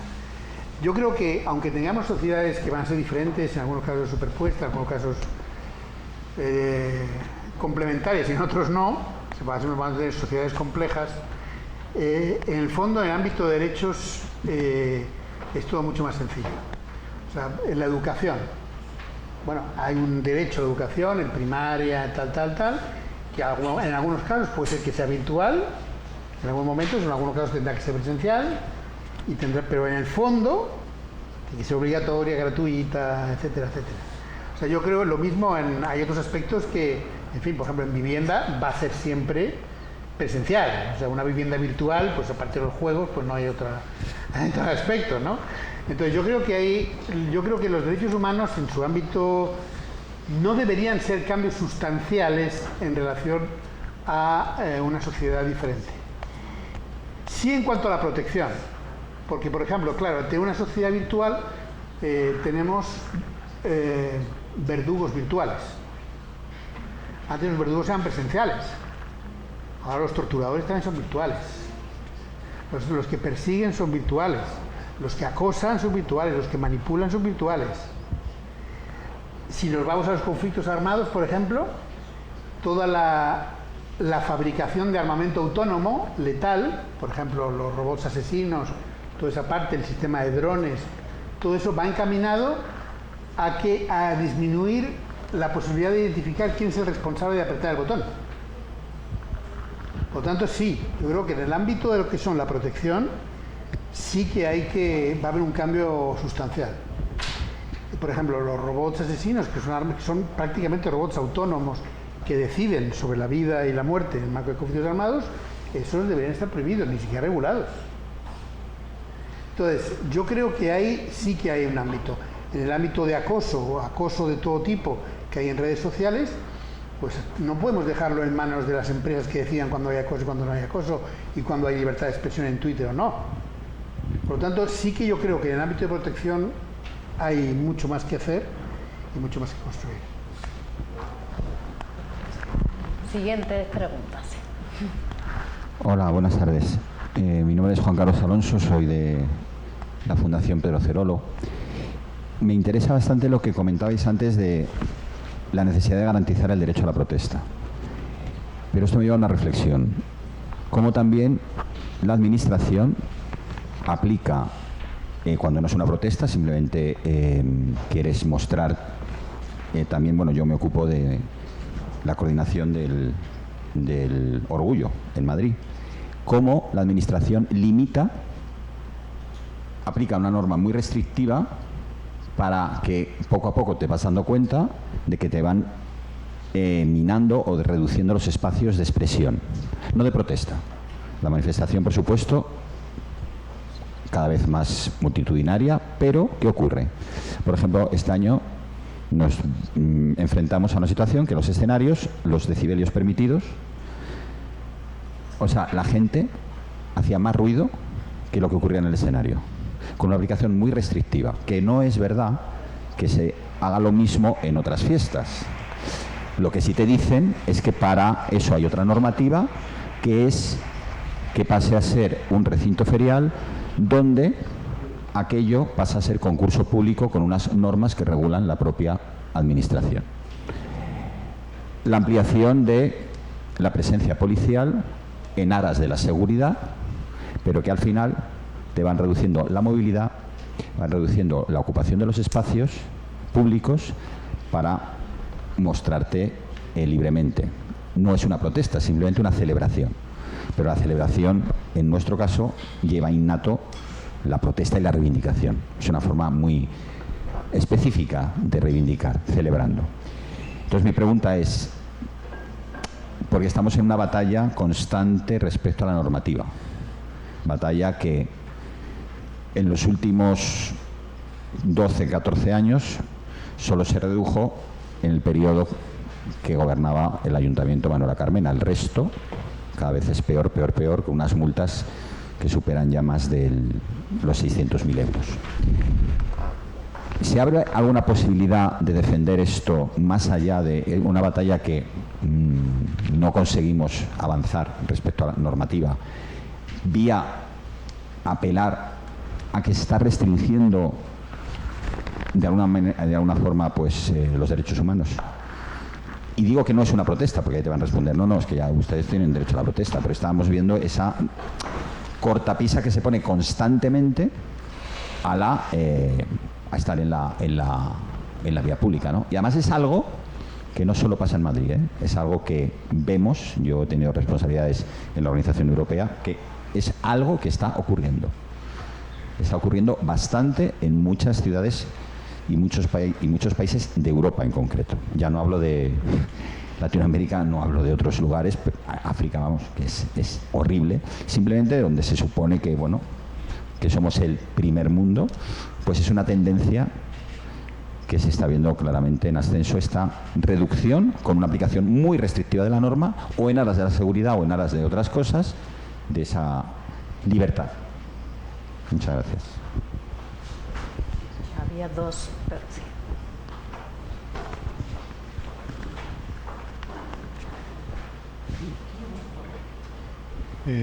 Buenas tardes. Soy Gregorio, del Comité Español de Representantes de Personas con Discapacidad. Quería agradecer por lo que han sido las 4 ponencias, de las cuales he aprendido muchas cosas.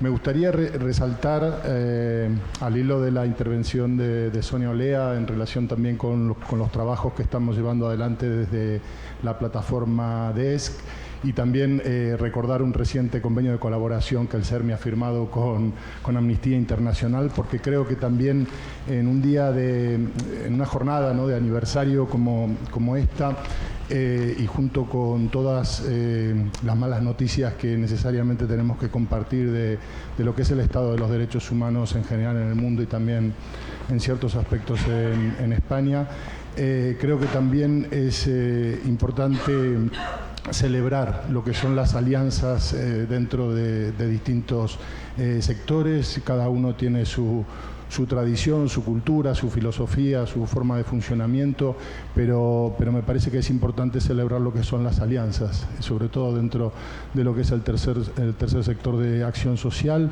y en esto que se ha señalado a lo largo de esta tarde, la importancia que tiene pensar la Declaración de los Derechos Universales como una declaración en donde todos los derechos humanos son interdependientes entre sí, y entonces no tiene sentido que desde los distintos sectores del ámbito social veamos solo nuestra parcela, sino que entendamos que la lucha en definitiva y la búsqueda de la visibilidad es una para todas las organizaciones. Muchísimas gracias. Bueno, hola, yo me llamo Marisa Soleto, trabajo en Fundación Mujeres y por lo tanto mi ámbito de aplicación del tema de derechos tiene que ver con los derechos de las mujeres del feminismo. Aprovecho para decir que además de la conmemoración del 75 aniversario de la Declaración Universal, nosotras estamos celebrando también lo que es la Declaración de Viena, que es ese momento histórico en el que las mujeres fuimos declaradas como genéricamente humanas, ¿no? Y demás. Y en relación, daros las gracias porque estoy completamente de acuerdo con lo que acaba de decir, es decir, que creo que en España nos hace falta a los diferentes sectores de la discriminación un foro más conjunto y más común, de un enfoque de derechos más global, porque normalmente el activismo que desarrollamos está muy fragmentado por causas diferentes de discriminación y por lo tanto en muchas ocasiones, y eso añade una dificultad grande para algunas cuestiones que no me voy a detener mucho en ellas, pero que incluso hemos tenido algunos ejemplos en los últimos años, ¿no? Respecto al tema de no regresividad, claro, yo quería decir una cosa yo creo que muy importante.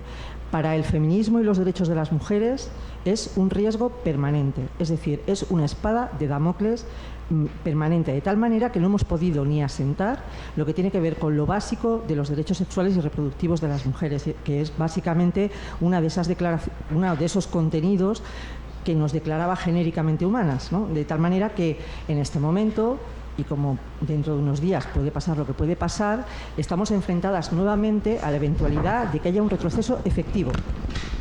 Entonces, ¿hasta qué punto, digamos que la pregunta o la reflexión, hasta qué punto esto tiene que ver también con la efectividad de las políticas, incluso con la calidad legislativa de lo que estamos regulando? Porque también estamos muy acostumbradas, al menos en el ámbito que yo domino, y ahora sí me voy a la fragmentación de causa, porque es lo que conozco, ¿no?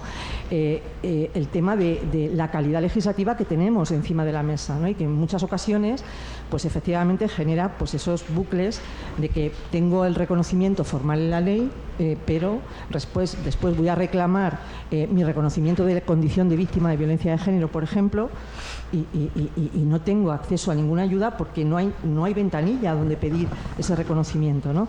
Y en ese sentido creo que en relación con los derechos de las mujeres y los menores, sin entrar en el hipotético retroceso que pueda haber político dentro de unos días, tenemos unas lagunas enormes. Es decir, no se está garantizando la tutela efectiva, la protección de los menores a vivir en entornos libres de violencia de género.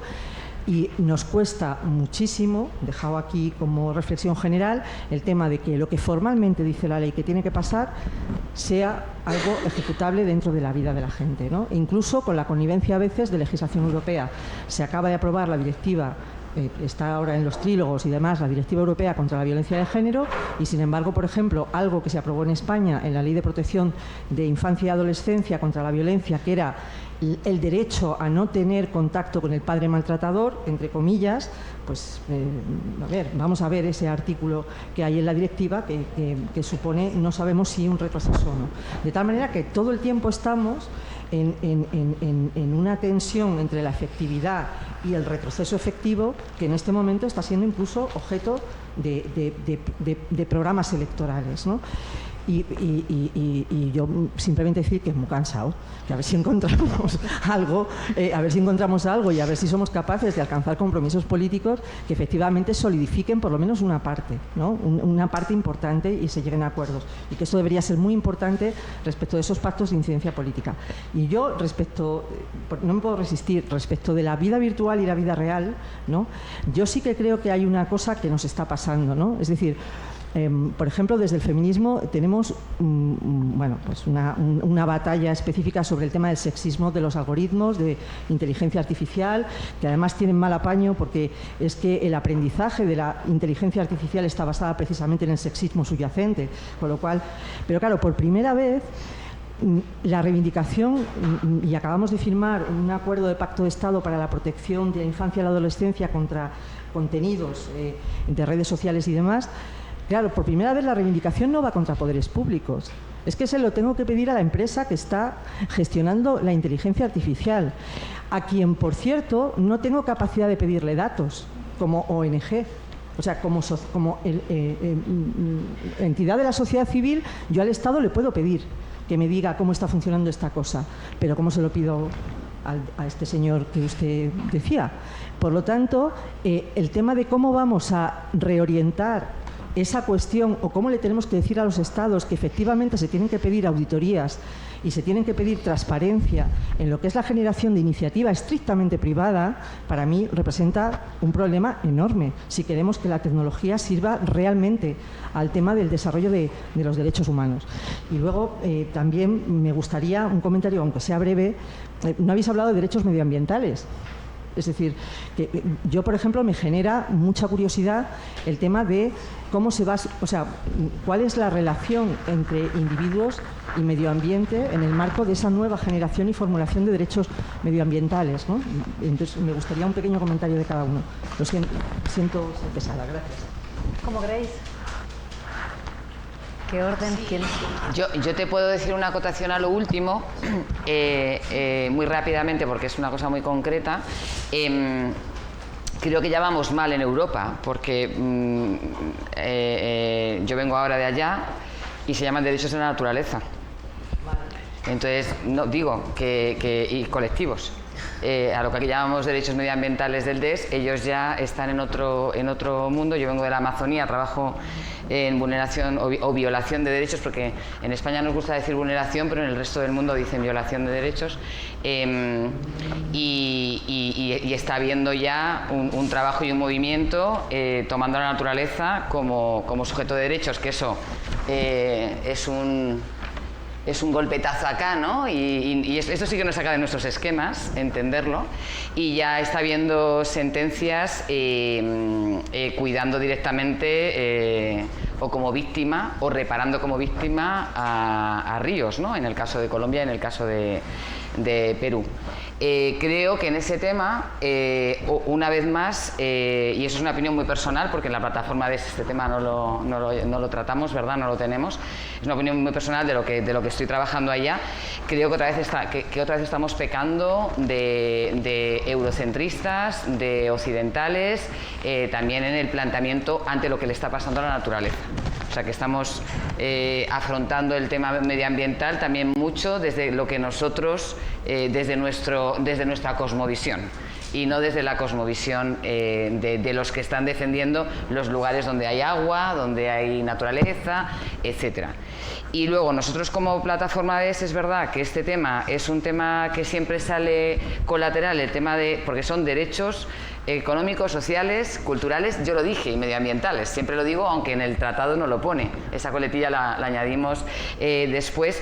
Sí que es verdad que lo estamos afrontando más desde el acceso a la energía, desde las personas en su acceso a la energía, o desde las personas en su acceso al agua, pero no tanto desde la degradación del agua, la degradación del medio ambiente, el cambio climático, el calor, etcétera.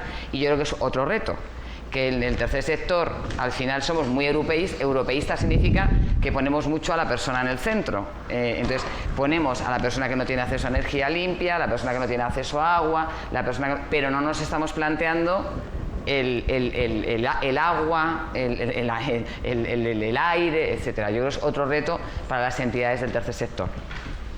Yo, por complementar un poco lo que decía Sonia, aunque hay en una parte en la que discrepo mínimamente, sin que sirva de precedente. No, yo tampoco me lo creo muy bien lo de derechos de la naturaleza, pero. Bueno, en primer lugar, estamos en un curso de conmemoración de la Declaración Universal, que son 30 artículos. Es verdad que en julio del año pasado estamos a punto de celebrar el aniversario del 31º derecho humano, ¿no? Que sería el derecho humano a un medio ambiente saludable. En 2001 el Consejo de Derechos Humanos de Naciones Unidas aprobó una resolución y el año pasado se aprobó con ningún voto en contra y tres abstenciones. Por tanto, creo que es importante que no perdamos de vista que se trata de un derecho recién nacido. Esto no significa, y quiero ser categórica, que no vinculemos, y creo que aquí la construcción literal del derecho a un medio ambiente saludable es muy importante, porque permite trazar un puente entre los derechos humanos y los derechos de la naturaleza, a los que hacía referencia Sonia. No creo que sean derechos opuestos, creo que estamos ante supuestos de complementariedad, en los que pasamos de una visión antropocéntrica a una ecocéntrica, en la que todos formamos parte de lo mismo, lo que en Ecuador llaman la Pachamama, y allí está como integrado plenamente en la universalidad, y no solo en la universalidad, sino en la indisolubilidad del ser humano con el contexto, con el ecosistema en el que habitamos, ¿no? Creo que es muy importante que lo configuremos, digamos que técnicamente adecuadamente. ¿Por qué? Porque esto nos va a otorgar las vías de protección. No digo que sea fácil, porque aquí casi nunca nada hay fácil, ¿de acuerdo? Es verdad que la Carta de Derechos Fundamentales de la Unión Europea reconoce este derecho, lo configura de otra manera. Creo que la Resolución de Naciones Unidas, como os decía, en su dicción y en su redacción es mucho más precisa y más acertada, pero reconoce el derecho. Y eso, aunque luego tengamos que pelear la ejecutividad, ya es algo. Sin embargo, nuestra Constitución, fíjense, en el artículo 45 reconoce el derecho a disfrutar de un medio ambiente sano y el segundo adjetivo no lo recuerdo, discúlpenme. La cosa es que, por su ubicación sistemática dentro del capítulo 3 del título 1 de la Constitución, estamos ante un principio rector de la política social y económica con la que se nos avecina o se nos puede avecinar. Esto es muy importante. ¿Por qué? Porque no solo tenemos un derecho subjetivo, sino que es un objetivo a alcanzar, es un principio transversal que debe orientar no solo la legislación positiva, sino también las políticas públicas y la actuación de los tribunales. Por eso creo que es muy importante que, como sociedad, conozcamos bien los instrumentos, sin obviar las dificultades, pero que seamos creativos para garantizar no solo el reconocimiento, sino también la implementación de los derechos. Y es que, como les decía en mi intervención, creo que los derechos solo se defienden ejercitándolos. Si los derechos son un título que nos concede y que colgamos enmarcado en las paredes de nuestras sociedades, realmente estos derechos quedan reducidos a papel mojado. Es importante que formen parte de nuestra vida, que ejercitemos los derechos, que los conozcamos y que, por supuesto, los defendamos, ¿no? Entonces, bueno, solo precisar eso.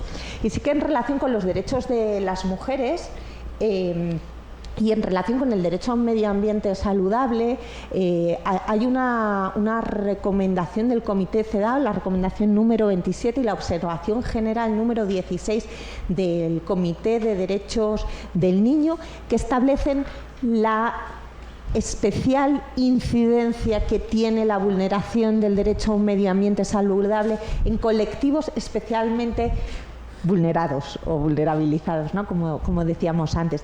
Y esto es especialmente importante. ¿Por qué? Porque el derecho a un medio ambiente saludable nos preocupa a todos. A todos nos preocupa que en Madrid no haya quien duerma en ninguna noche de prácticamente esta semana. Nos preocupa que tengamos una sequía estructural que no nos posibilite garantizar el suministro constante de agua, ¿no?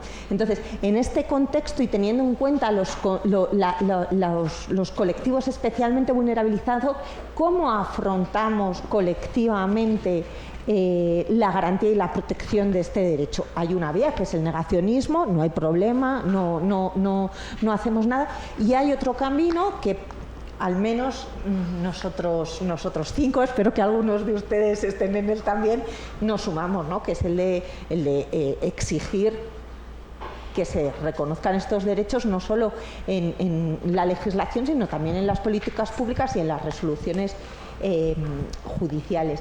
En esta línea, en relación con los derechos de las mujeres, creo que es importante porque en este ámbito hay un negacionismo estructural arraigado en una ideología un poco pretérita, ¿no? Si leemos el preámbulo de la Ley 1/2004 de 28 de diciembre, la Ley Orgánica de Violencia de Género, en el fondo es lo que sustenta, es decir, en lo que motiva la aprobación de esta ley es lo que sustenta o lo que refrenda la postura de los negacionistas de la violencia de género.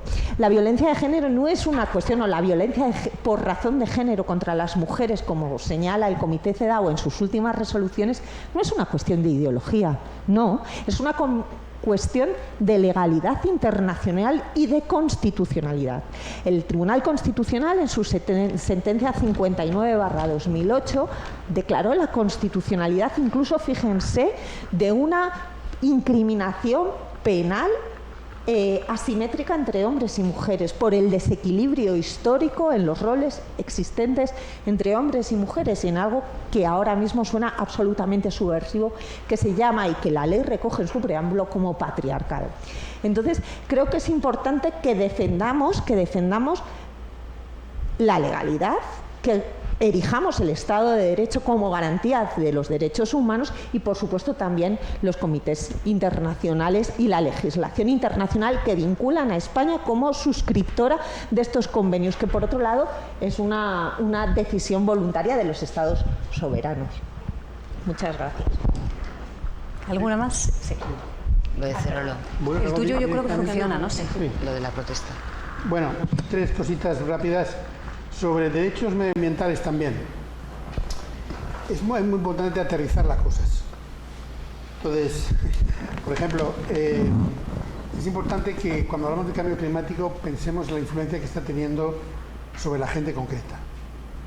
O sea, el aumento, por ejemplo, de las horas de calor el año pasado en España ocasionó unas 11.000 muertes adicionales a las habituales.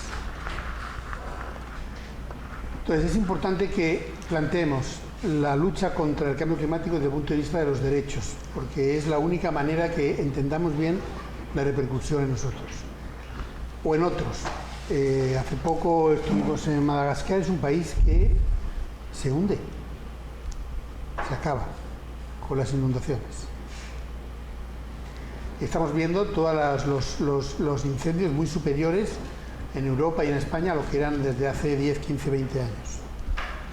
Entonces hay un elemento muy importante que es el Estado tiene que protegernos ante esto. Hasta ahora no vamos bien. Y los Estados en general no están protegiéndonos desde el punto de vista medioambiental. Estamos dando pasos que sí, que a largo plazo son importantes, como el relator, como la discusión en macro, pero en la práctica no vamos bien. Entonces, ante eso, se empiezan a presentar demandas por parte de la sociedad civil ante los tribunales por falta de protección del Estado en aspectos fundamentales como estos. Hay, de hecho, en España una demanda presentada ante el Tribunal Supremo por falta de protección del Estado en cumplir sus responsabilidades medioambientales con los derechos humanos de su población. O sea, ahí hay un camino muy, muy importante a hacer, ¿no? Otra parte que tú decías, entiendo, y es muy interesante, es la parte de cómo se implementan las leyes, ¿no? Y en ese punto no puedo más que darte la razón. O sea, la ley, por ejemplo, sobre violencia sexual, que es una gran ley, sin embargo, necesita cambiar 7 otras leyes. Y no se ha producido ningún cambio. Se tienen que construir 52 centros para protección de víctimas de violencia sexual. Se han construido 2. Entonces, claro que yo estoy de acuerdo contigo totalmente de que una asignatura pendiente es implementar bien las leyes y cumplirlas. ¿Pero qué es esto? Porque si no, llegamos a unas situaciones de leyes pero que tardan años en implementarse, donde no hay recursos, en un sistema de discusión eterno con las comunidades autónomas. Por lo tanto, sí que necesitamos realmente poner énfasis en la implementación. Habrá que ver si la próxima legislatura es en la implementación o no. Eso hay que verlo, lo sabremos pronto. Pero eso es un elemento importante. Y sobre el derecho a la protesta que hablábamos, también quiero mencionar que efectivamente yo creo que hay un elemento ahí que hay que vigilar bien, que es si la decisión de una administración en referencia a no violaciones directas de derechos humanos, sino a, digamos, políticas que impiden ese derecho, o el desarrollo de ese derecho, es una política discriminatoria o no. El elemento, la lente que tenemos que poner es el elemento de la no discriminación. Y es importante también otro elemento, que es la ley de igualdad de trato. Por ejemplo, existe que no solo el Estado tiene que perseguir actos criminales, etcétera, etcétera, sino que tiene que hacer pedagogía de lo positivo. Es su obligación. Entonces, cuando el Estado hace determinados, o cualquier parte del Estado, toma determinadas medidas que no tienen un impacto directo sobre la violación de derechos humanos, pero pueden mostrar un desprecio a un colectivo, eso hay que mirarlo con lupa. Todo este debate que hay sobre retirada de banderas, todo eso ahí, en sí mismos, no son violaciones de derechos humanos. Pero si lo vemos en su conjunto, el Estado tiene la obligación de mostrar elementos positivos en relación a ese determinado colectivo. Y es su obligación, y está en la ley de igualdad de trato, que también es importante mirar. Por lo tanto, sí hay elementos a ver en relación con movimientos sociales, si hay ese elemento discriminatorio, aunque sean cosas muy pequeñas, o además que están cumpliendo ese deber de mostrar apoyo positivo a colectivos que históricamente han sufrido violaciones de derechos humanos. Y una cuestión, muy rápido, una cuestión muy práctica, estaba pensando ahora, una cuestión muy práctica es que habitualmente solemos ir a las leyes estatales, incluso, o planes o políticas públicas, incluso las autonómicas, pero uno de los espacios donde más vulneración indirecta de derechos humanos se da es en las ordenanzas municipales, y se nos escapan mucho. Y hablábamos antes, es verdad que los casos particulares, cuando los tornamos litigio estratégico, no solamente litigación, pueden llegar a tener consecuencias muy directas, pero recurrir en tiempo y forma una ordenanza municipal desde luego es lo mejor y lo más rápido que podemos hacer a la hora de parar esas vulneraciones indirectas que hay en la calle, ¿no? Nos ha pasado con la ley Mordaza. La ley Mordaza es brutal, pero mucho más brutales son ordenanzas municipales que están en vigor, mucho más, en muchas materias que indirectamente están vulnerando derechos humanos, reunión, manifestación, etcétera, ¿no? Eso solo. Bueno, me temo, quieren intervenir, ya les he dicho que no, porque nos echan. Y además hay un autobús que vamos a perder los que tengan que cogerlo y no puede ser tampoco. Así que bueno, me alegro que os haya gustado, que esto se haya extendido al máximo posible. Era obvio con el cartel de ponentes que teníamos hoy, y espero que mañana disfrutéis tanto o más que hoy. Gracias.